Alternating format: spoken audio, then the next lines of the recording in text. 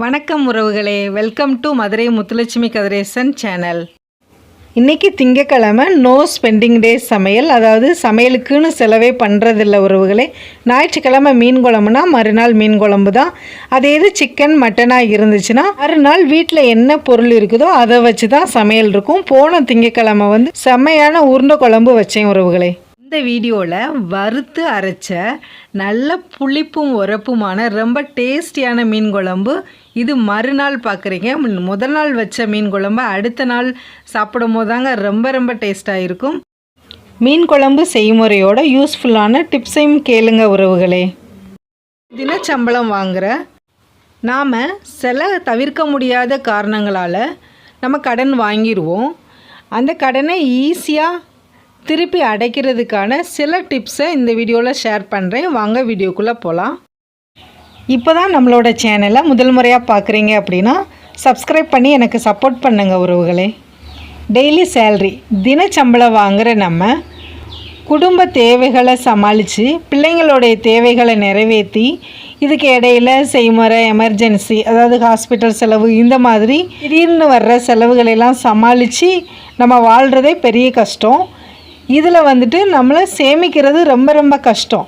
ஆனாலும் current bill, case, மளிகை அப்படி சொல்லிட்டு தனித்தனியாக பட்ஜெட் போட்டு எடுத்து வைக்கிறோம் இல்லையா, அதே மாதிரி இது வரவுக்கான செலவு அப்படி சொல்லிட்டு நம்ம சேமிப்புக்கு நம்மளால் முடிஞ்ச அமௌண்ட்டை கண்டிப்பாக எடுத்து வச்சு தாங்க ஆகணும். ஏன்னா தினக்கூலி வாங்குகிற நம்மளுக்கு எந்த நேரத்தில் திடீர்னு பண தேவை ஏற்படும் அப்படின்னு சொல்லி நம்மளுக்கு தெரியாது. அப்படி திடீர்னு பண தேவைகள் வரும் பொழுது நம்ம என்ன செய்வோம், வட்டிக்கு தான் வாங்குவோம். அது எவ்வளோ வட்டி, இதை எப்படி திருப்பி கொடுக்க போகிறோம், எவ்வளோ நாளாகும், நம்மளால் முடியுமா முடியாதா, இதெல்லாம் யோசிக்கிறதுக்கு அந்த நேரத்தில் நம்மளால் முடியாது. அந்த நேரத்தில் நம்மளுடைய பண தேவை தீர்ந்து நம்ம நிம்மதியாக இருக்கணும். அதுக்காக நம்ம எவ்வளோ வட்டினாலும் சரின்னு சொல்லிட்டு உடனே நம்ம வட்டிக்கு பணத்தை வாங்கிடுவோம். மறுபடி அந்த வட்டியும் அடைக்க முடியாமல் முதலும் அடைக்க முடியாமல் நம்ம அதில் வாழ்நாள் முழுவதும் சிக்கி தவிப்போம். இப்படி கடன் வாங்குகிற சூழலை குறைக்கிறது தாங்க இந்த சேமிப்பு. நம்ம கஷ்டப்பட்டு கொஞ்சம் கொஞ்சமாக சேமித்து வச்சுருந்தோன்னா கண்டிப்பாக நம்மளுடைய இந்த திடீர் பண தேவையை நம்மளால் அதில் பூர்த்தி பண்ணிக்க முடியும். அடுத்து தினச்சம்பளம், டெய்லி சேல்ரி வாங்குகிற நம்ம வீட்டில் ஹஸ்பண்ட் ஒய்ஃபு 2 பேருமே கண்டிப்பாக ஏதாவது ஒரு வேலைக்கு போய்த்தாங்க ஆகணும். வீட்டில் இருக்கிற ஹவுஸ் ஒய்ஃப் நம்மளால் வேலைக்கு போக முடியாத சூழ்நிலையில் இருந்தால் கூட வீட்டில் இருந்துட்டு நம்மளால் ஏதாவது வேலை பார்த்து சின்ன வேலைகள் பார்த்து நம்மளால் எவ்வளவு ஏர்ன் பண்ண முடியுமோ அதை செய்யலாங்க. நம்ம வீட்டில் இருந்து நம்மளால் செய்யக்கூடிய வேலைகள் நிறைய இருக்குது. அது சம்மந்தமான வீடியோக்கள் நான் அடுத்த வீடியோ போஸ்ட் பண்ணுறேன். இப்படி 2 பேர் சம்பாதிக்கும் போதுங்க ஒருத்தவங்களுடைய சம்பளத்தை நம்ம கடனுக்காகவும் இல்லை நம்மளுடைய சேவிங்ஸ்க்காகவும், இன்னொருத்தவங்களுடைய பணத்தை நம்ம குடும்ப தேவைகளுக்காகவும் நம்ம யூஸ் பண்ணும் பொழுது நம்மளுக்கு எந்த டென்ஷனும் இருக்காது.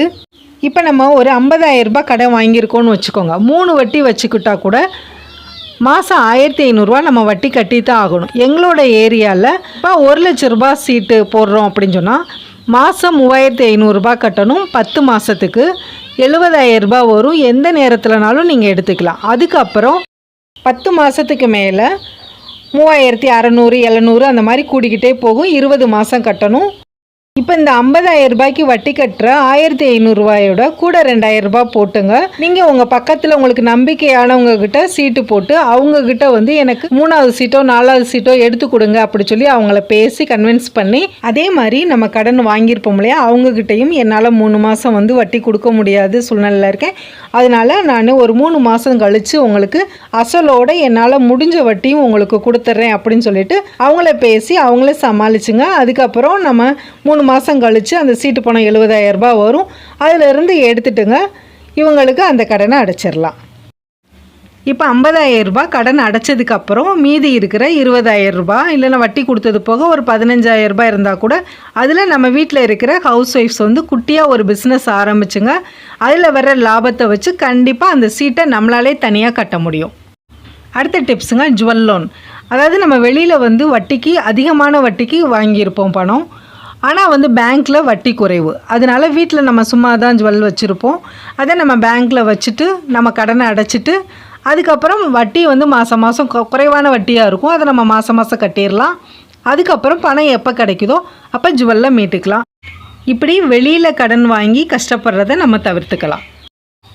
அடுத்த டிப்ஸுங்க, அதிக வட்டிக்கு வாங்கிட்டு இப்போ நம்மளால் வட்டியும் கட்ட முடியல, முதலும் கட்ட முடியல, அந்த மாதிரி சுச்சுவேஷன் இருக்கும் பொழுது நம்மளோட உறவினர்கள், சொந்தக்காரங்க, ஃப்ரெண்டு இந்த மாதிரி யார்ட்டையாவது அதை விட குறைஞ்ச வட்டிக்கோ இல்லைன்னா வட்டி இல்லாமலோ வாங்கி வட்டி அதிகமான கடனை நம்ம கட்டிடலாம். கட்டிட்டு அதுக்கப்புறம் இவங்கக்கிட்ட கொஞ்சம் கொஞ்சமாக கொடுத்து கடனை அடைச்சிடலாம். நம்மளுக்கு இந்த கடன் தொல்லையிலேருந்து நம்ம கொஞ்சம் விடுபடலாம்.